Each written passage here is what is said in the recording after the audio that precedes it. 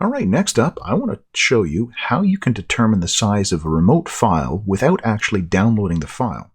So using fetch, we can figure out how big files are and then make decisions about whether or not we want to actually get the file.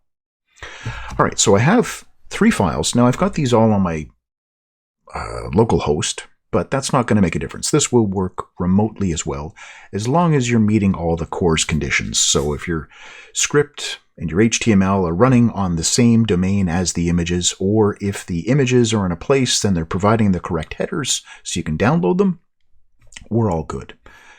Okay, so I've got these 3 images, 3 different sizes. It's all the same images.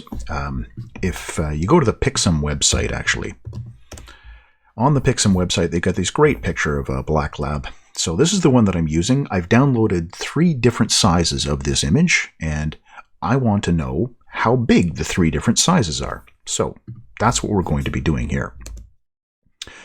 Now I'm just doing a basic fetch. I'm fetching the medium one. I've said, okay, I'm going to use get, and I'm going to fetch this thing. But this is going to actually download the file. So if I were in here and I wanted to work with the file, we would typically say, okay, I'm going to return my response. I want to extract the blob from there. And then inside my next then, I've got the blob. I can work with that.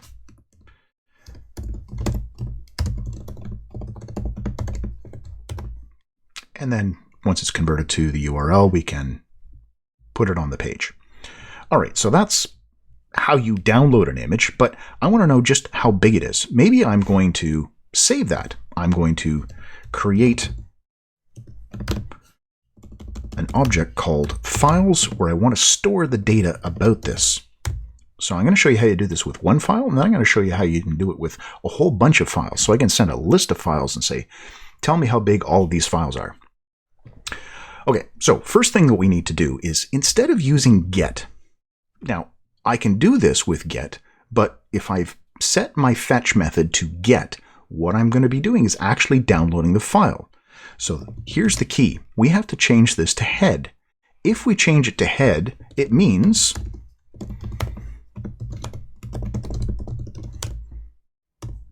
we're only going to be getting the headers. That's the only part of this that we want to get. I don't want the actual data.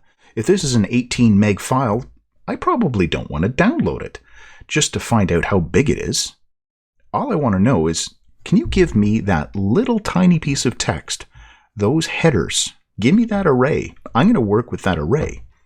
So instead of doing this, because there's not going to be any blob if I only get the headers, I'm just going to use that method that I talked about in a previous video. Link to it is right there at the top. I'm going to look at, in my response object, get the headers. That's going to work whether this is head or get or post or put, patch, delete, whatever the method is. I'm still going to have the headers object, and I want to get the content length. This is the actual file size. So now, running it with head, I can look at the headers. There it is. That is how big the medium-sized file is. So it's 71 bytes, or 71,000 bytes, 71K. That's how big this file is. You can then make your decisions. You can save that inside this files object, use the name of the file to do that, whatever you want to do. But this is all you need to do. Change the method to head, and then just get the value. Your response, headers, get, there's the value. Okay, so that is the basic method for one file. What if I have a whole bunch of files? If I have a whole bunch of files, I'm going to use the promise.all method. This allows me to send a series of promises or a series of fetch calls, which are just promises, off to the server. I can do it all at once. So I'm going to create an array, and in my then, I'm going to get back an array. So if I send out 3 fetch calls, I get 3 response objects. We can always add the catch onto the end here.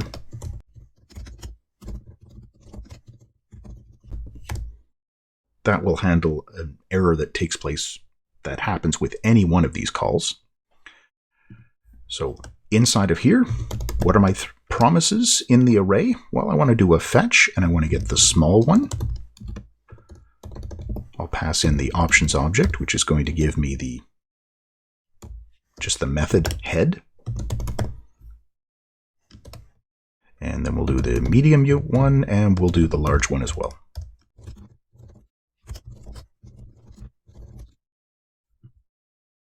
All right. So we have an array of 3 fetch calls that we're passing into promise.all. The square brackets are around this. It is an array. Promise.all is going to try and resolve all 3 of them, so all 3 are going to send me back a response. So I could, in here, say, you know what, I've got response 1, I've got response 2, I've got response 3, or I've got response medium, small, medium, and large. We could do that. So let's do that. Here we go, small, medium, and large. Those are the 3 objects. Those are being passed in here. And I'll put the parentheses around there, passing it into this function right here, where I can access any one of them. So console.log, the small one, I have a response object, which has headers, which has a get method, and I can find the content length. I can do that 2 more times. There's the medium, and here's the large, and we'll change the names here. So the response for the medium and the response for the large. There we go. So the small, medium, and large, there's the sizes. So I'm finding out the small one's 23K, the medium's 71K, and the large is 217 kilobytes. There's the value.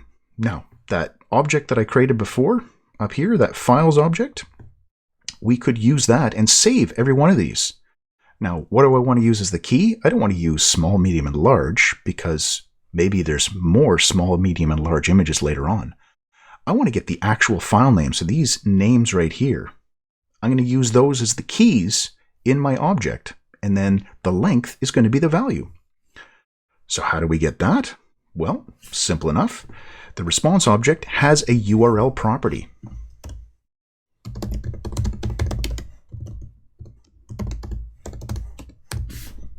So if I write that out, there we go. There's the URL property. Now this is just a string. If I want to get just this part right here, what I can do is I can convert this string into an actual URL object. Then it's going to have a property called path name, which will be this part at the end, just the name. So if I take this and we say new URL dot path name, that will be just the file name. There we go. And then I can use this as the key. So this string is going to be the key for this value right here. And then I'll have a different one for the medium and a different one for the large. So we can, inside of our method right here, inside of our function, I'm going to say files, and this is my key, and the value is going to be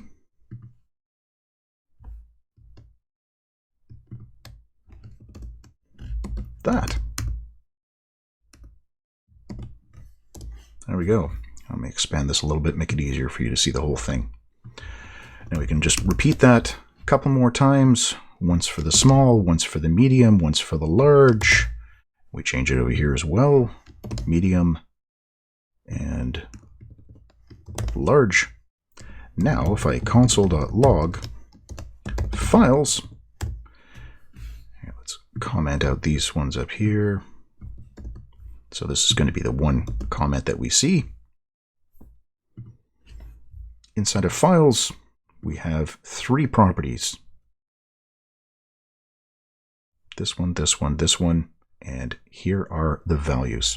So there's 3 properties inside of our object, and those are the values. Now, if you had, instead of writing out the array here, had I done something like this, where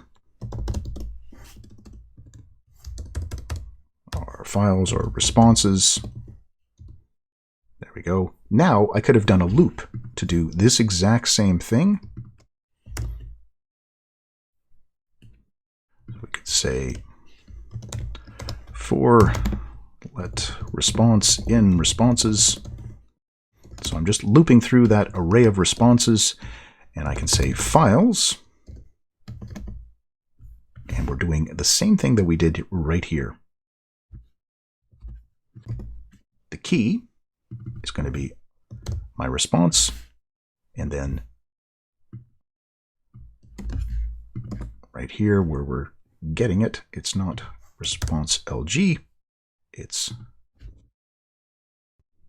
content length. There we go. So my variable here, response. Oh, sorry, this will be responses. Yeah. Responses sub resp.